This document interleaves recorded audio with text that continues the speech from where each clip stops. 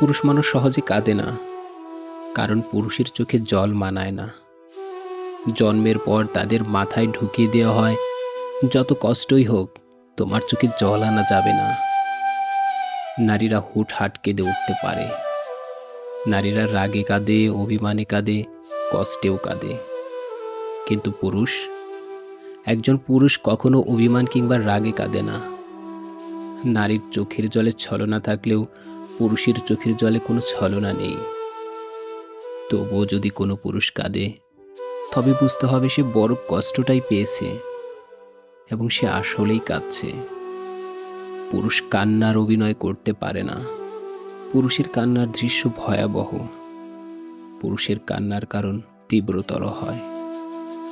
তবুও পুরুষেরা কাঁদে। পুরুষ কাঁদে চার দেয়ালের আড়ালে। পুরুষ কাঁদে বারবার ইন্টারভিউ বোর্ডে ব্যর্থ হয়ে সার্টিফিকেটের দিকে তাকিয়ে। পুরুষেরা কাঁদে সংসারের চাহিদা মেটাতে না পেরে। পুরুষেরা কাঁদে বাবা মায়ের চাহিদা পূরণ করতে না পেরে। পুরুষেরা কাঁদে তার প্রেমিকা হারিয়ে। পুরুষ মানুষ নিজের জন্য যতটা না কেঁদেছে, তার চেয়েও বেশি কেঁদেছে অন্য কারোর মন রক্ষার জন্য। পরিবার, বাবা মা, ছেলে মেয়ে কিংবা প্রেমিকার আবদার পূরণ করার জন্য পুরুষের চোখের জল মাটিতে ফেলতে হয়, যা অনেক আপন মানুষই জানে না। ইতিহাস বলে, যে নারী ইচ্ছাকৃতভাবে পুরুষের চোখের জলের কারণ হয়েছে, সে নারীর জীবনে খুব একটা সুখী হতে পারেনি।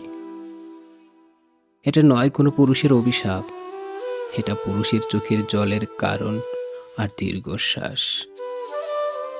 নারীরা বেঁচে থাকে বাবা কিংবা স্বামীর উপর ভরসা করে।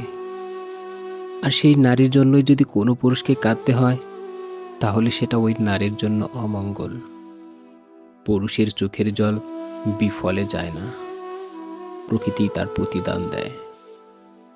তবুও যে পুরুষেরা বীর, দিন শেষে একটা পরিবার, বাবা মা কিংবা একটা নারীর বেঁচে থাকার শক্তি।